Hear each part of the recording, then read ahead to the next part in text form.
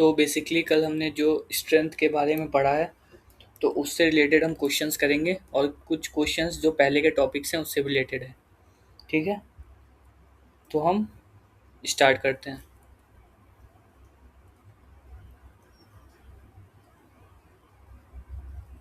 Okay, तो सभी लोग आंसर करेंगे। ठीक है, सभी को अटेम्प्ट करना है। So first question is speed strength differs from strength speed because. ये आपके ऑप्शंस हैं। Option A, speed strength equals to low resistance plus high speed, and strength speed equals to high resistance plus high speed. Option B, speed strength equals to high resistance plus low speed, strength speed equals to low resistance plus high speed. Option third, both are identical terms. And option D, speed strength require isometric contraction.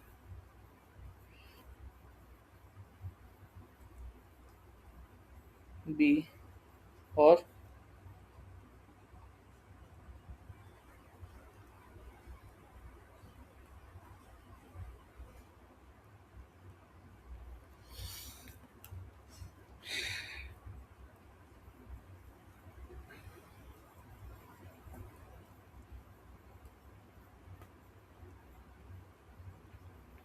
ठीक है, तो इसको हम देखते हैं। तो पूछा है यहाँ पे स्पीड स्ट्रेंथ स्ट्रेंथ स्पीड से कैसे डिफर करता है। तो कल हमने जैसे कि पढ़ा था, जो आपका स्पीड स्ट्रेंथ होता है,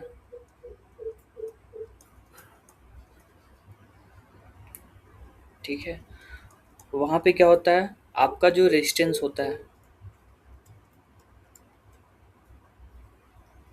वो क्या होता है, लो होता है।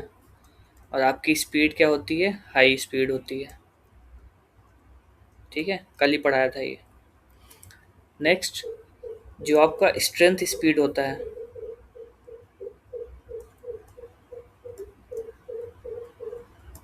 उसमें क्या होता है, आपकी रेजिस्टेंस हाई होती है और आपका स्पीड भी हाई होता है। ठीक है, तो ये बात ध्यान रखना और कंफ्यूज नहीं होना। पहले आप लोगों ने बी भी आंसर दिया है। ठीक है, तो इस चीज़ को ध्यान रखना, एग्जाम पॉइंट ऑफ व्यू से इंपॉर्टेंट क्वेश्चन है। आपका स्पीड स्ट्रेंथ क्या होगा, जहाँ पे आपका रेजिस्टेंस लो होगा बट स्पीड हाई होगी। ठीक है, आप यहाँ पे इससे ध्यान रख लेना, एक क्लू ले लो आप। जैसे कि स्पीड यहाँ पे पहले है ना, तो जो पहले होगा वो क्या होगा, वो ज़्यादा होगा। तो स्पीड यहाँ पे हाई होगी और रेजिस्टेंस लो होगी। अगर ये ऐसा है तो सेकंड में आप ये ध्यान रखना कि इसमें दोनों चीज़ हाई होगी। तो यहाँ पे कौन सा ऑप्शन है, ऑप्शन ए। ठीक है, next question. The abductor shoulder muscle will be in which type of contraction when the arm is slowly lowered from an abducted position? इसमें एक ही वर्ड है काफ़ी आंसर देने के लिए।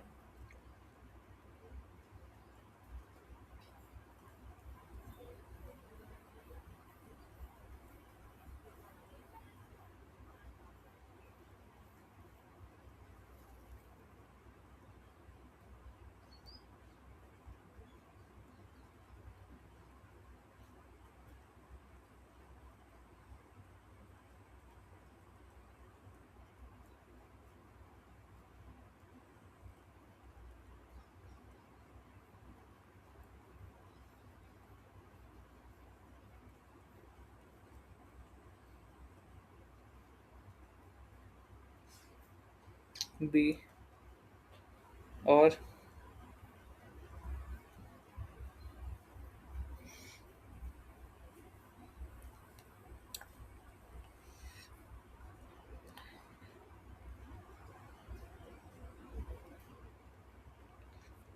ठीक है, क्या पूछा है यहाँ पे, जो आपका एबडक्टर शोल्डर मसल है, ठीक है, वो किस टाइप के कॉन्ट्रैक्शन में होगा जब हम आर्म्स को स्लोली क्या करेंगे, लोवर्ड करेंगे फ्रॉम द एबडक्टेड पोजीशन। ठीक है, तो मैंने क्या बोला, यहाँ पे एक ही वर्ड इनफ है आंसर देने के लिए, क्या है, लोवर्ड। कल जब मैंने बताया था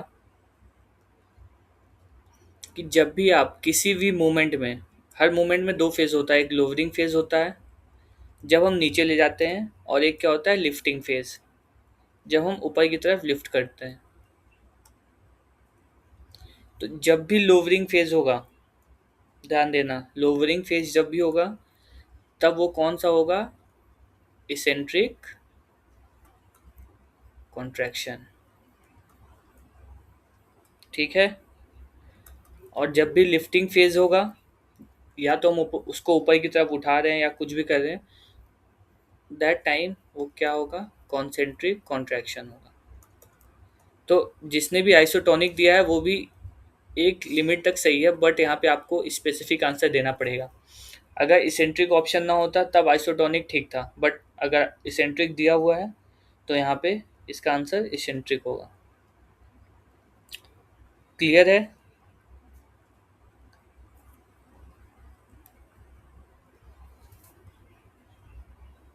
ओके,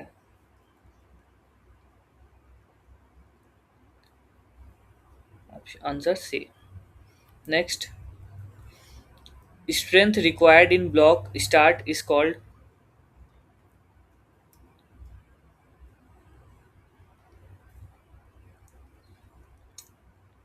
स्टार्टिंग में जब हम स्ट्रेंथ को स्टार्ट करते हैं तो उसको हम क्या बोलते हैं, ब्लॉक स्टार्ट।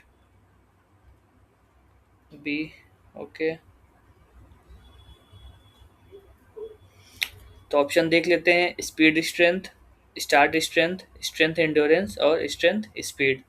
तो जैसे कि हमने पढ़ा था, जब भी फॉर एग्जांपल स्प्रिंट में हम क्या करते हैं, जिस पोजीशन से स्टार्ट करते हैं वहाँ पे हम ब्लॉक लगा के रखते हैं, फिर वहाँ से स्टार्ट करते हैं, फिर एक्सीलेट करते हैं, फिर लास्ट तक जाते हैं। तो ये जो स्टार्टिंग पोजीशन होता है इसको हम बोलते हैं स्टार्ट स्ट्रेंथ। ठीक है, स्पीड स्ट्रेंथ भी हमने जान लिया क्या होता है, जिसमें स्पीड हाई होती है और स्ट्रेंथ लो होता है।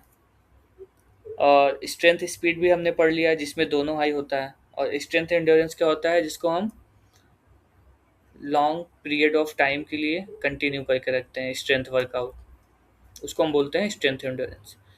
और जो हम स्टार्टिंग के टाइम पे स्ट्रेंथ यूज करते हैं उसको क्या बोलते हैं, start strength. Answer B. Next, a sprinter which dominance with dominance of fast twitch fibers trains using Delorme principle, which physiological adaptation is most likely। कल ही पढ़ा था हमने डेलरोम प्रिंसिपल।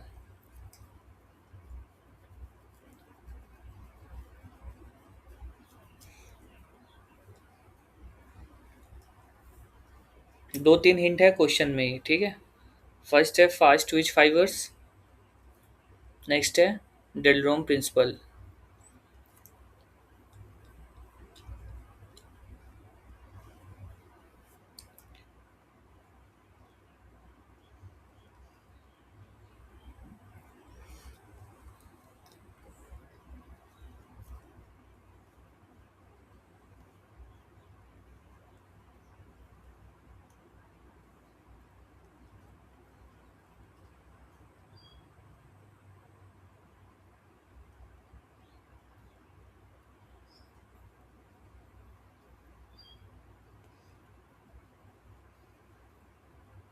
ए, ओके।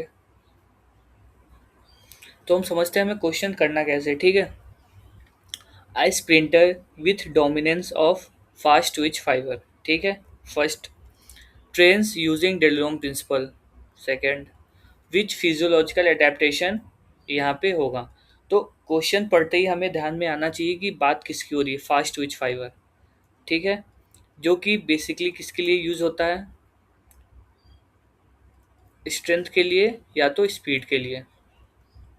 ठीक है, अभी आप फिजियोलॉजी में इसके कैरेक्टरिस्टिक्स पढ़ोगे तब आपको ये समझ आएगा, ठीक है। तो ध्यान देना, फास्ट ट्विच फाइबर किसके लिए होता है, स्ट्रेंथ और स्पीड के लिए। और कल हमने क्या पढ़ा था, ड्रेलोम प्रिंसिपल क्या होता है, ये भी बेसिकली हमें लोडिंग कैसे देना है, टू इम्प्रूव स्ट्रेंथ। ठीक है, आपका रेपिटेशन फिक्स्ड होता है और आपका जो रेजिस्टेंस होता है वो इंक्रीज होता है। तो इससे हमारा फिजियोलॉजिकल एडेप्टेशन क्या होगा, तो इसमें हमें कौन से फिजियोलॉजिकल एडेप्टेशन देखने पड़ेंगे जो कि आपके स्ट्रेंथ से रिलेटेड है। ठीक है, जो भी फिजियोलॉजिकल एडेप्टेशंस स्ट्रेंथ से रिलेटेड हैं वही आपका आंसर होगा। ठीक है, जो भी आपने फैक्टर्स पढ़ा था। अब ऑप्शंस देख लेते हैं। Increased phosphagen stores with hypertrophy. ठीक है, next, enhance aerobic enzyme activity. Third, reduce intramuscular coordination, decrease body weight advantage। ठीक है, तो सबसे पहले एरोबिक तो होगा नहीं, क्योंकि जहां भी हम स्ट्रेंथ और स्पीड की बात करेंगे वहां हमेशा क्या होगा, एनारोबिक। ठीक है, ध्यान देना, हमेशा वहां पे क्या होगा, अनएरोबिक। तो ये ऑप्शन हटा दो। नेक्स्ट, सी, रिड्यूस इंट्रामस्कुलर कोऑर्डिनेशन। अब जैसे कि हमने फैक्टर्स में पढ़ा था, क्या होता है, अगर आपका इंट्रामस्कुलर कोऑर्डिनेशन अच्छा होगा तो हमारा स्ट्रेंथ भी क्या होगा, अच्छा होगा। तो ये ऑप्शन भी हटा दो आप। ठीक है, next, decrease body weight advantage. ये भी आपका नहीं होगा, क्योंकि इसमें बॉडी वेट का एडवांटेज होता है। जिसका भी बॉडी वेट ज़्यादा होगा तो in most of the cases क्या होता है, उसका स्ट्रेंथ भी ज़्यादा होगा। तो ये ऑप्शन भी नहीं होगा। तो क्या होगा, increased phosphagen stores with hypertrophy.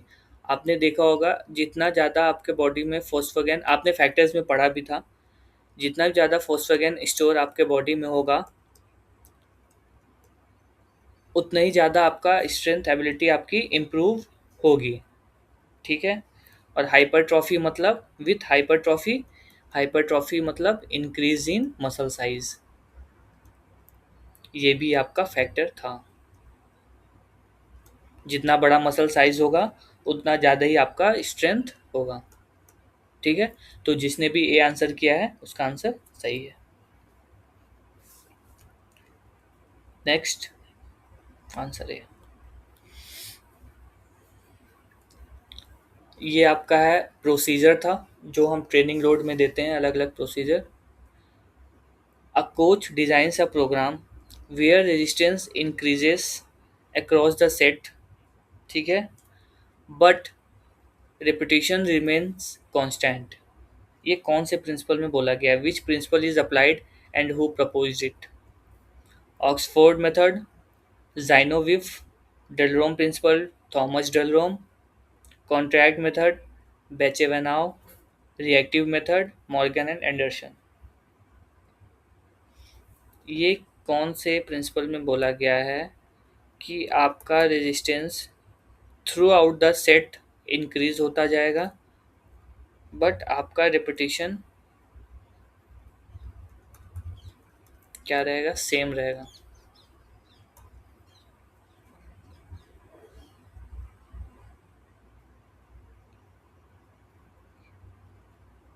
B, okay. और सभी को रिस्पॉन्स करना है।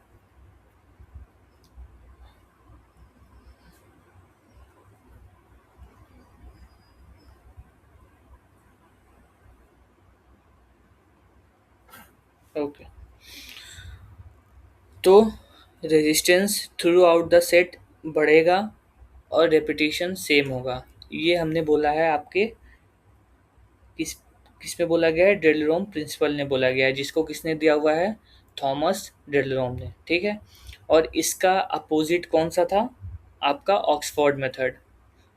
ऑक्सफोर्ड मेथड में क्या था, आपका जो रेजिस्टेंस है थ्रू आउट द एक्सरसाइज और सेट डिक्रीज होगा और आपका repetition through out the activity और सेट क्या रहेगा, सेम रहेगा। तो ये एक दूसरे क्या है, अपोजिट हैं। ठीक है, फिर कॉन्ट्रैक्ट मेथड था और फिर reactive method. Answer B. Next question में आते हैं। In which type of exercise movement can not be seen directly? Isotonic, isokinetic, isometric, plyometric. Okay, C. और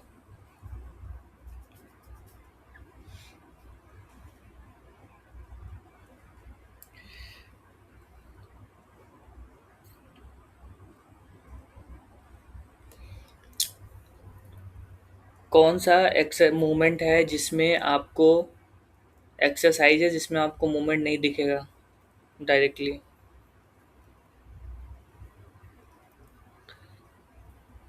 ओके, सी। आइसोटोनिक, इसमें दो मूवमेंट होते ही हैं। इसेंट्रिक, जिसमें मसल का लेंथ चेंज होता है, इंक्रीज होता है। कॉन्सेंट्रिक, जिसमें मसल का लेंथ कम होता है। तो मूवमेंट तो हो रहा है, इसमें डायरेक्टली दिखेगा आपको। आइसोकाइनेटिक भी आइसोटोनिक ही जैसा है, बट इसमें क्या है, आपका through out range of motion में आपका जो लोड रहेगा वो सेम रहेगा, जो टेंशन रहेगा वो सेम रहेगा। With the help of machines, जितने भी जिम वगैरह मशीन्स होती हैं उसमें हम जो भी एक्सरसाइजेस करते हैं वो कौन सी होती हैं, आइसोकाइनेटिक। तो इसमें भी आपको मूवमेंट क्या होगा, विजिबल होगा। प्लायोमेट्रिक्स, आपने जितने भी जंपिंग वगैरह देखा होगा, बॉक्स जंपिंग, ये सारे आपके प्लायोमेट्रिक्स में आता है। तो ये भी क्या है, इसमें भी आपको मूवमेंट विजिबल है, बट इसका आंसर क्या होगा, आइसोमेट्रिक। क्योंकि इसमें हम हमारे मसल में टेंशन तो आ रहा है बट हमें कोई मूवमेंट दिखाई नहीं दे रहा है। फॉर एग्जांपल प्लैंक, प्लैंक करते टाइम क्या होगा, हमारे मसल्स में टेंशन तो रहेगा बट हमें कोई मूवमेंट विजिबल दिखेगा नहीं। तो जितनी भी होल्डिंग एक्सरसाइजेस होती हैं जिसमें हम होल्ड करके रखते हैं वो क्या होती हैं, आपकी आइसोमेट्रिक। तो आंसर इसका था isometric. Next, a wrestler in 90 kg category train with circuit training 6 to 800 repetitions short recovery। ठीक है, which strength type is primarily target? कल हमने सर्किट ट्रेनिंग में पढ़ा था। Maximum strength, strength endurance, explosive strength, relative strength. B. Okay. और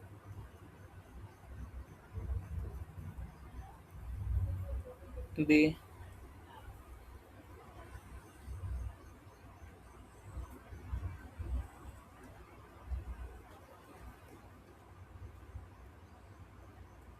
good.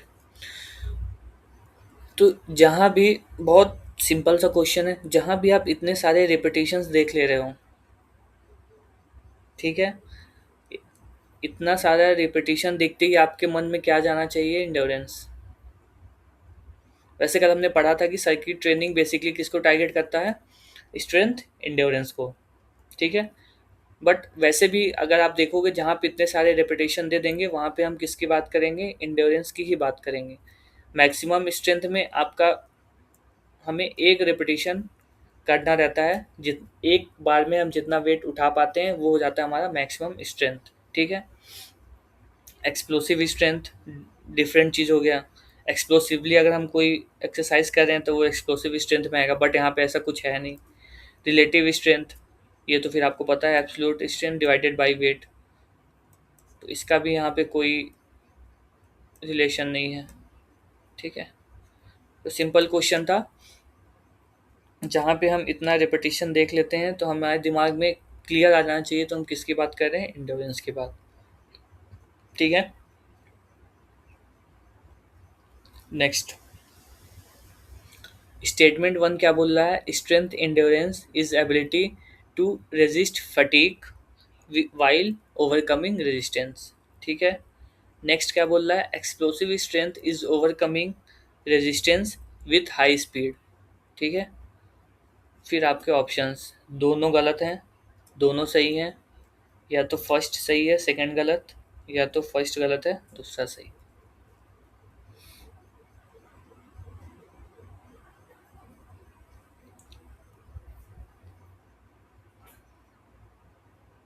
B. Okay,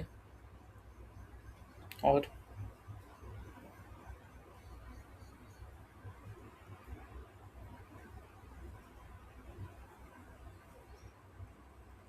B. ठीक है, तो पहले क्या बोल रहा है, स्ट्रेंथ एंड्योरेंस को डिफाइन किया है कि ये क्या होता है, ये एबिलिटी होती है to resist fatigue while overcoming resistance. सही बात है। अगर यहाँ पे बस स्ट्रेंथ होता तो डेफिनेशन क्या होता, ability to act against resistance और ability to overcome against resistance, मतलब रेजिस्टेंस के अगेंस्ट में जो हम एक्ट कर रहे हैं वो हो गई स्ट्रेंथ।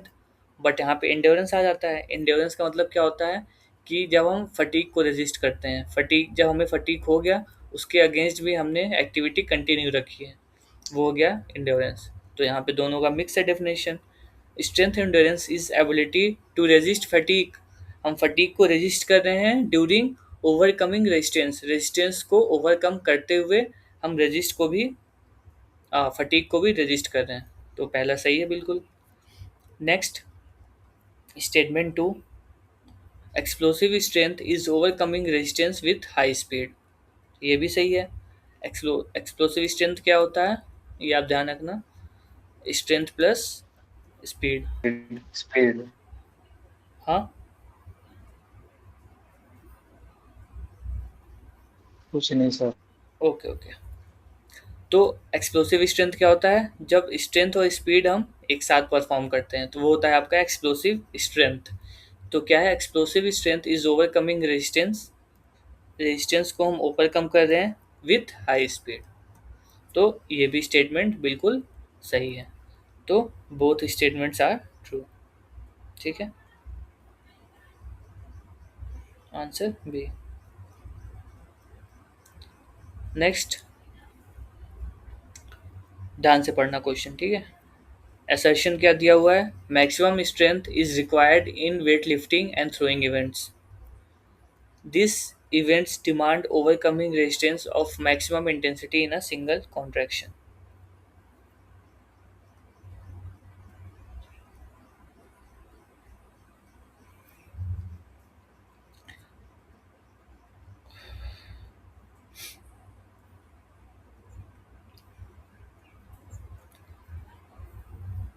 ए, ओके, ए, गुड। तो असर्शन में क्या बोला है कि जो मैक्सिमम स्ट्रेंथ होता है वो वेट लिफ्टिंग और थ्रोइंग इवेंट में रिक्वायर्ड होता है, जो कि बिल्कुल सही बात है। क्योंकि थ्रोइंग इवेंट में हमारा जो भी 1 RM है, मैक्सिमम है जो हमारा, वो हम परफॉर्म करते हैं, जितना हम थ्रो कर पाते हैं मैक्सिमम, कुछ भी हम ले लेते हैं, 50 मीटर ले लेते हैं, अगर जो हमारा PR है हम इतना मीटर थ्रो कर रहे हैं, मतलब एक बार में हमारा जितना भी स्ट्रेंथ है वो हमें वहाँ पे शो कर देना है। तो ये बात बिल्कुल सही है कि मैक्सिमम स्ट्रेंथ हमें वेट लिफ्टिंग और थ्रोइंग इवेंट्स जितने भी हैं, चाहे डिस्कस हो, शॉर्टपट हो या जेवलिन हो, वो सारे गेम्स में हमें क्या चाहिए, मैक्सिमम स्ट्रेंथ। अब इसका रीज़न क्या बोल रहा है, this events demand overcome resistance of maximum intensity in a single contraction, जो कि बिल्कुल सही है। इन अ सिंगल कॉन्ट्रैक्शन, एक ही बार में हमें रेजिस्टेंस को ओवरकम करना है with maximum intensity. Maximum intensity मतलब 100% इंटेंसिटी से हमें वो एक्टिविटी परफॉर्म करनी है। तो यहाँ पे क्या है, दोनों स्टेटमेंट भी सही है, और जो फर्स्ट वाला है उसका जो रीज़न है वो भी बिल्कुल सही है। तो both true and R explains A, तो ऑप्शन ए इसका आंसर हो जाएगा। ठीक है, आंसर है। Next, athletes with dominance of fast twitch fibre produce more force. Assertion आपका बोल रहा है कि जो भी एथलीट जिसके भी बॉडी में फास्ट ट्विच फाइबर डोमिनेट कर रहा है वो ज़्यादा फोर्स डेवलप करेगा। रीज़न क्या बोल रहा है, fast Twitch fibers contract faster and generate higher tension compared to slow twitch fiber।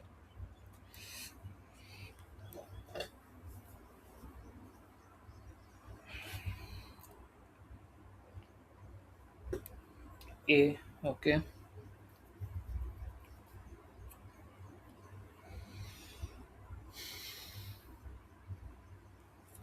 ठीक है, तो देख लेते हैं। तो जैसे कि हमने पढ़ा था, जो भी फास्ट ट्विच फाइबर होता है वो क्या होता है, कभी फास्ट ट्विच फाइबर का नाम आए तो आपके मन में स्ट्रेंथ और स्पीड आ जाना चाहिए। ठीक है, स्ट्रेंथ एंड स्पीड। तो क्या बोल रहा है, एथलीट जिसके बॉडी में फास्ट ट्विच फाइबर डोमिनेट कर रहा है, मतलब बहुत, मतलब फास्ट ट्विच फाइबर ज़्यादा क्वांटिटी में प्रेजेंट है, तो ऑब्वियस सी बात है उसकी बॉडी ज़्यादा फोर्स प्रोड्यूस करेगी। ठीक है, इन प्लेस ऑफ अगर स्लो ट्विच फाइबर होता,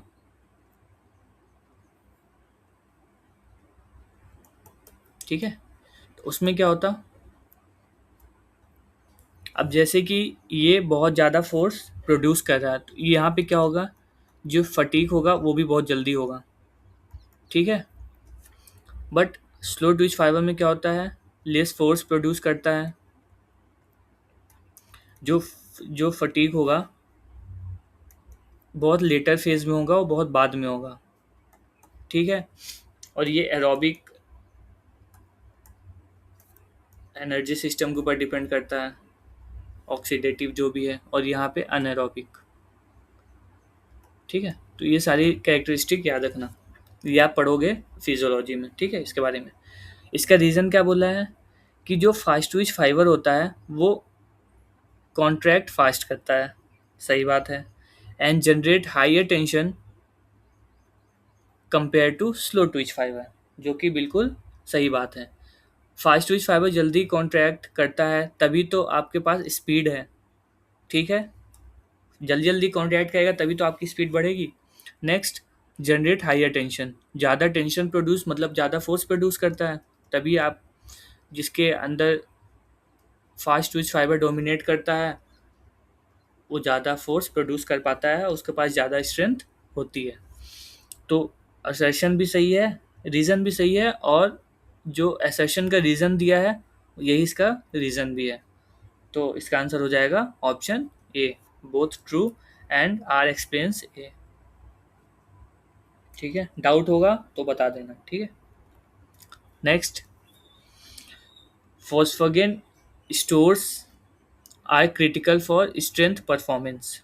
रीज़न क्या दिया है, greater phosphagen ability allows high energy release for short intense contraction.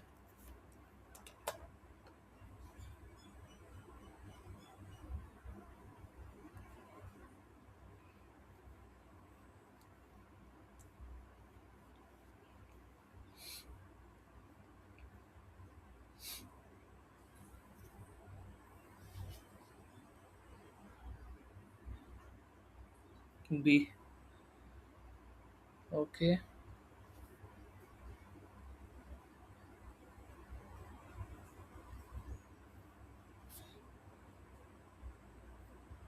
ठीक है, देखते हैं, बट बी क्यों बोला आपने, क्योंकि फोस्फोगेन स्टोर जो है वो क्रिटिकल होता है स्ट्रेंथ परफॉर्मेंस के लिए, बिल्कुल सही बात है।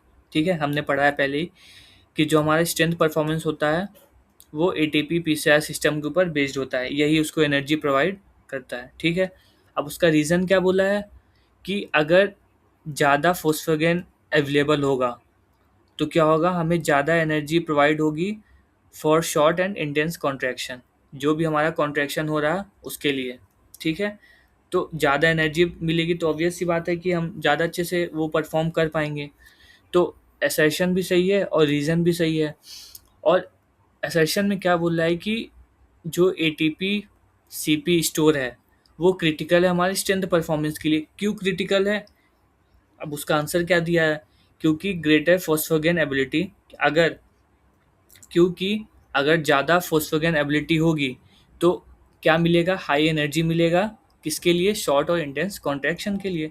तो इसका रीज़न भी सही है, अगर रीज़न भी सही है तो बोथ ट्रू और आर एक्सपीरियंस ए। ठीक है, कभी भी जब आप सर यहाँ पर क्रिटिकल का मतलब क्या है? मतलब प्रॉपर मीनिंग क्या निकल कर आ रहा है वो समझ नहीं आया था। ओके ओके, क्रिटिकल मतलब होता है, एक इजी वर्ड बता रहा हूँ, इम्पोर्टेंट और रिक्वायर्ड। ठीक है। तो फॉस्फोगेन स्टोर क्रिटिकल है किसके लिए? स्ट्रेंथ परफॉर्मेंस परफॉर्म करने के लिए। ठीक है। Okay sir. Hmm. Okay. Next, in eccentric contraction muscle lengthens under tension. First assertion है ये, और रीजन क्या बोल रहा है? External load is greater than the force produced by the muscle.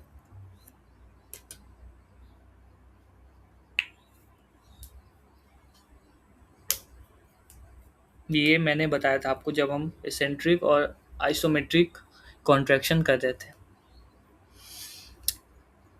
कि इसेंट्रिक कॉन्ट्रैक्शन में क्या होगा, हमारा मसल का लेंथ बढ़ेगा। ठीक है, मसल लेंथेन्स अंडर टेंशन। अब इसका रीज़न क्या दिया हुआ है कि जो आपका एक्सटर्नल लोड होगा,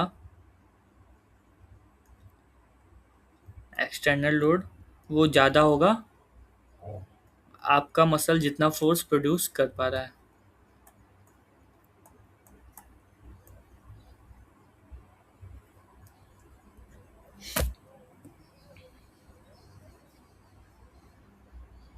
ए। ओके।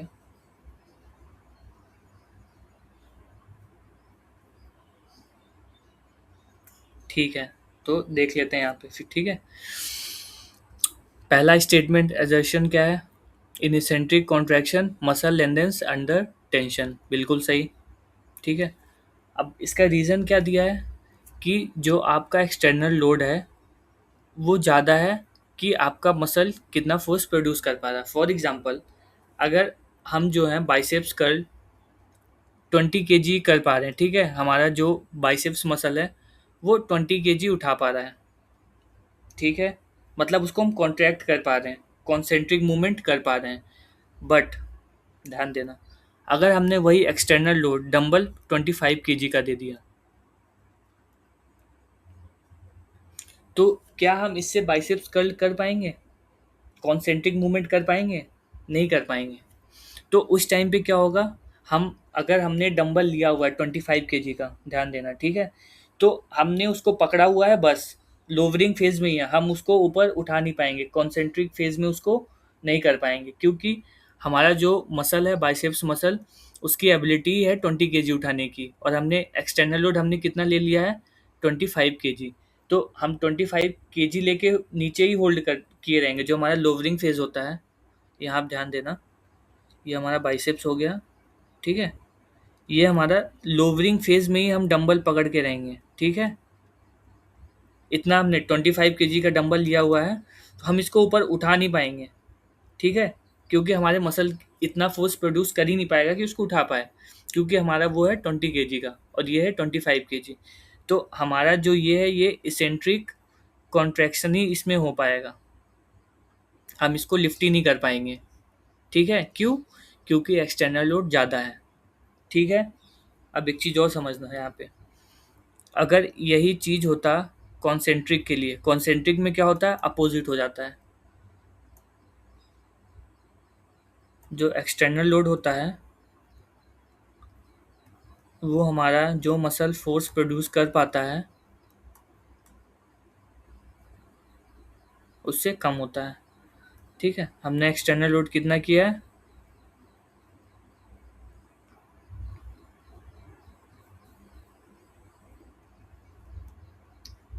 15 kg, और हमारा मसल कितना, मतलब हम 20 kg उठा सकते हैं, हमारा मैक्सिमम एबिलिटी है, बट हमने एक्सटर्नल लोड कितना लिया हुआ है? 15 kg। तो अगर हमने 15 kg लिया हुआ है तो हम इजिली इसको लिफ्ट कर पाएंगे। तो ये डिफरेंस याद रखना। ठीक है, तो यहाँ पे इसेंट्रिक की बात कर रहा है, तो इसेंट्रिक में हम क्या होता है, external load is greater than the force produce by the muscle.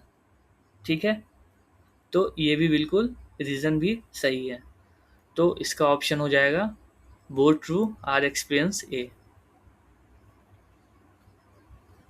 Doubt है इसमें? सर आपने यहाँ पे कंसेंट्रिक में बताया कि मतलब लोड कम होगा, बट इसेंट्रिक में भी समझ नहीं आया कि कैसे। इसेंट्रिक में क्या होगा ना, अ, जैसे कि तुम्हारा मतलब बाइसेप्स बाइसेप्स कर्ल समझ आया कैसे करते हैं हम? Yes sir. ठीक, माइक ऑन करके रखना ना। तो फॉर एग्जांपल आप 20 केजी से बाइसेप्स कर्ल कर लेते हो, ये मैक्सिमम है आपका, इससे ज़्यादा अगर वेट हुआ तो आप नहीं कर पाओगे। ठीक है, और आपने क्या किया, आपने 25 केजी का डंबल ले लिया, तो ये आपका क्या है, एक्सटर्नल लोड है। 20 केजी 25 केजी एक्सटर्नल लोड, जो डंबल आप उठा रहे हो वो आपका एक्सटर्नल लोड है। तो जब आपकी मैक्सिमम एबिलिटी 20 केजी है, ठीक है, जब आप 20 केजी ले रहे हो तो आप आराम से कॉन्सेंट्रिक मूवमेंट कर पा रहे हो। कॉन्सेंट्रिक मतलब समझ आया, हम इसको लिफ्ट कर ले रहे हैं। Yes sir. ठीक है, तो इसेंट्रिक से कॉन्सेंट्रिक में जा पा रहे हैं। बट अगर हमने 25 केजी ले लिया, जो कि हमारी एबिलिटी है ही नहीं, हम उठा ही नहीं पाएंगे, तो हम डंबल को होल्ड करके इसी पोजीशन में बस रख पाएंगे। इसेंट्रिक देख रहे हो आप, हम इसको ऊपर कॉन्सेंट्रिक के लिए नहीं ले जा पाएंगे। ठीक है सर।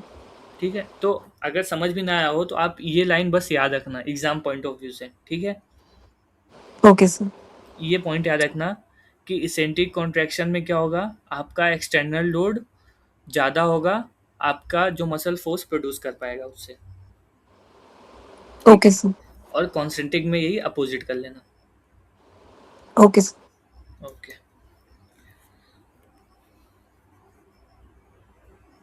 अब चलते हैं नेक्स्ट क्वेश्चन।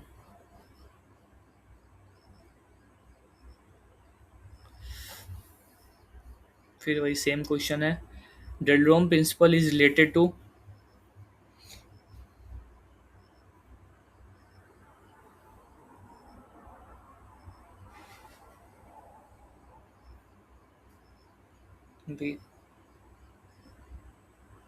गुड, तो सिंपल सा है, जो ड्रिलियम प्रिंसिपल है वो क्या बोलता है, हमारा जो रेजिस्टेंस है वो थ्रू आउट द एक्टिविटी और सेट इंक्रीज होना चाहिए, बट हमारा रेपिटेशन फिक्स्ड होना चाहिए।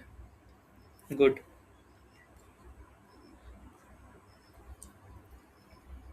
तो इसमें तो आंसर ही आ गया, कोई बात नहीं। Oxford method was given by Zinovieff. ठीक है, ध्यान रखना। Next, cycle training for strength endurance was given by. Good, good good, Morgan and Anderson. Depth jumping is also known as.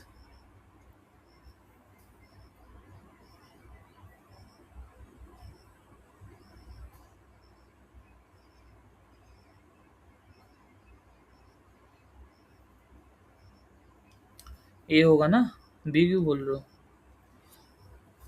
हमने पढ़ा था ना, ये किसके लिए है, हमारे एक्सप्लोसिव स्ट्रेंथ को इम्प्रूव करने के लिए।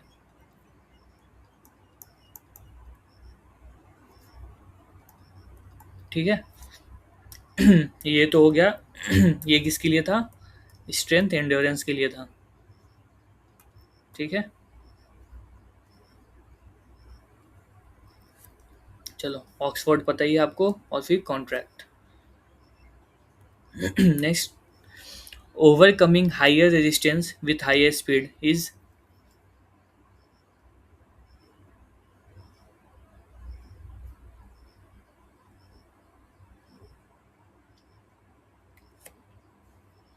B,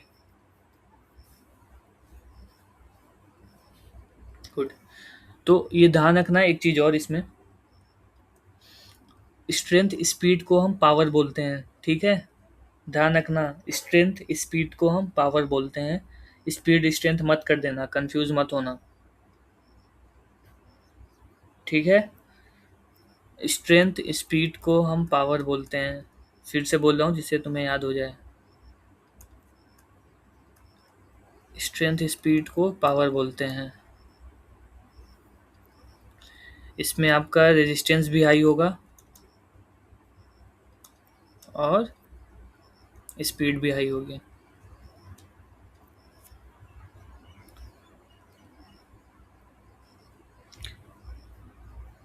increase in muscle diameter due to training is called atrophy, hypertrophy, morphology, coordination.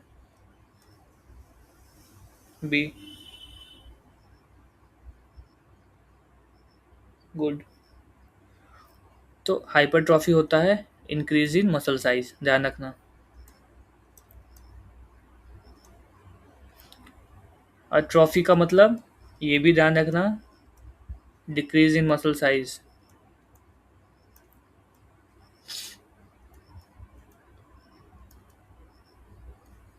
ठीक है। मॉर्फोलॉजी का मतलब कैरेक्टरिस्टिक ऑफ मसल। कोऑर्डिनेशन मतलब आपको पता ही है कि दो मसल या दो मसल ग्रुप के बीच का कोऑर्डिनेशन। आंसर भी hypertrophy. Fast twitch fibres are dominant in.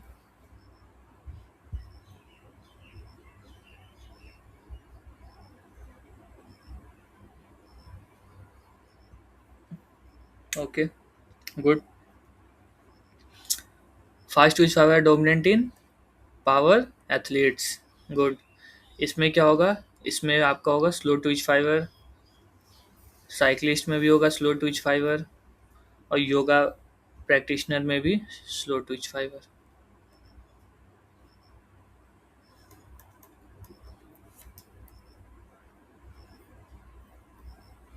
Next, coordination between agonist and antagonist muscles is termed as।